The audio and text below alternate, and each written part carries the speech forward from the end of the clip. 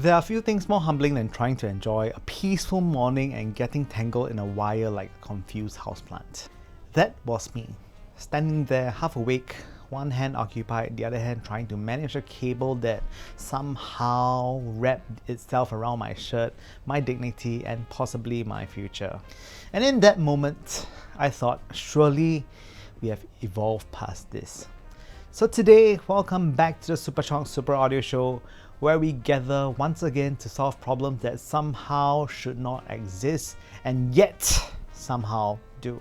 This time is the ancient conflict between good sound and basic human desire to move around like a free citizen. Because for the longest time, wireless earphones have been convenient, yes, but when it comes to sound, they usually felt like a compromise, a neat little surrender.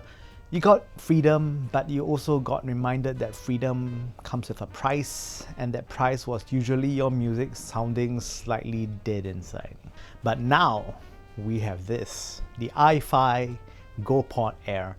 It is basically a wireless module that lets your in-ears turn into a hands-free setup. In theory, this is the kind of thing that many of us have wanted for years. The promise is simple.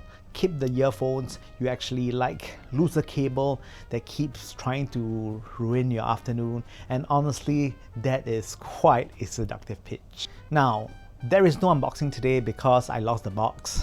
It disappeared into the same dark void that eats charging cables, receipts, and human optimism. But that is fine because everything important lives inside the carrying case anyways. And the case is actually pretty good. It looks a bit like the kind of pouch you get with earphones, except that this one is deeper, chunkier, and more serious about its job. It is clearly made to store both your earphones and the module together without making you play some kind of tiny game of object-based Tetris every time you pack up. It also feels sturdy. It can take a decent beating, which is useful if, like me, your belongings occasionally experience gravity-related incidents. That's it. There is a battery inside this case, so maybe do not treat it like it personally offended you.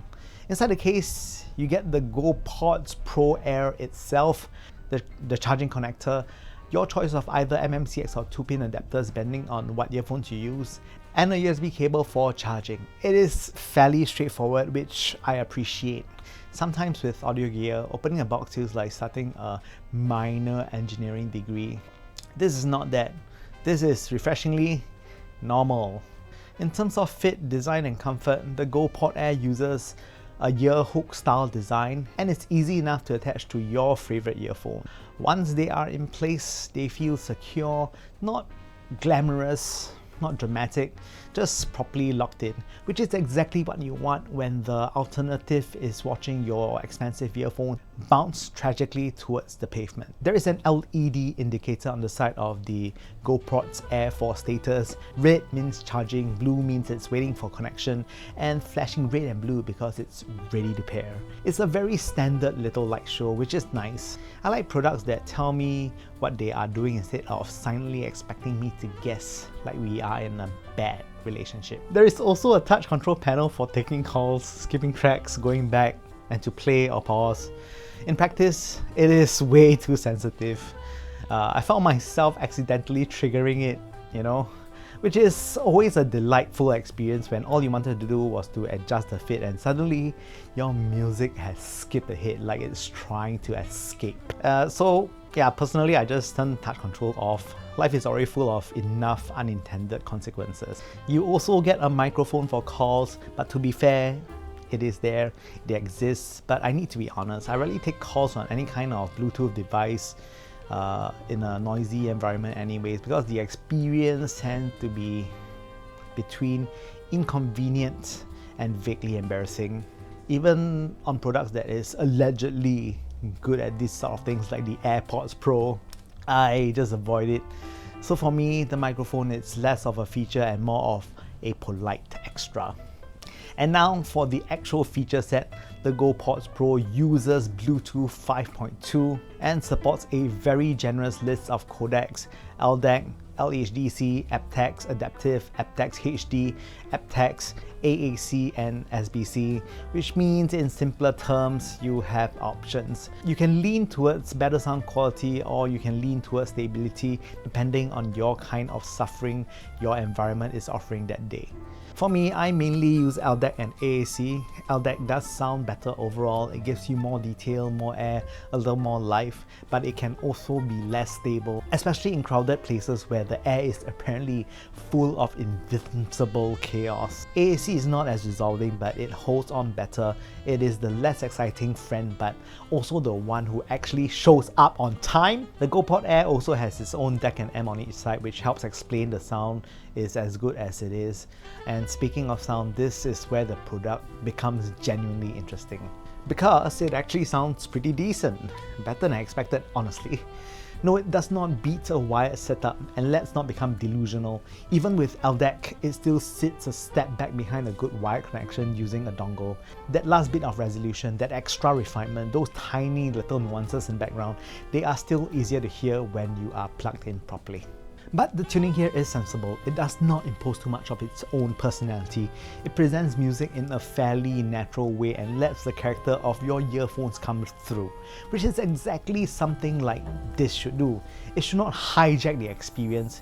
It should get out of the way, and for the most part, it does. In terms of power, it is decent for what it is. It works especially well with more efficient or more affordable earphones, where it can really show off its strength without feeling like it's running out of breath.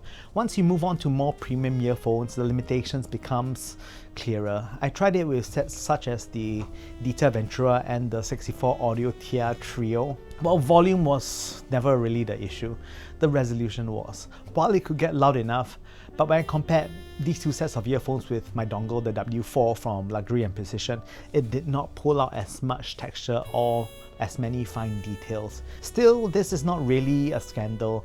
This is just reality. The whole point of a product like this is the trade-off. You are choosing convenience, freedom, and everyday usability, knowing full well that you are giving up a bit of absolute performance. And honestly, the compromise here feels reasonable. In quieter places, I enjoyed using LDAC for better sound. In crowded environments, I switched to AAC and let stability take the wheel. It's not a perfect system, but it is practical, and practical is underrated. So where do I land on the ifi GoPod Air? I think it's genuinely a useful product for the right person. If you love your IEMS and you want to use them wirelessly without falling all the way down to the usual level of disappointment, this gets you meaningfully closer. It does not replace a good wired setup. It does not magically erases physics. It does make the gap feel smaller, and that kind of matters. More importantly, it gives you freedom, the kind of freedom where you can move around, do things, exist like a normal person and not feel tethered to your own head. And in this increasingly annoying world, that has value. So for me, the ifi GoPod Air gets a solid B.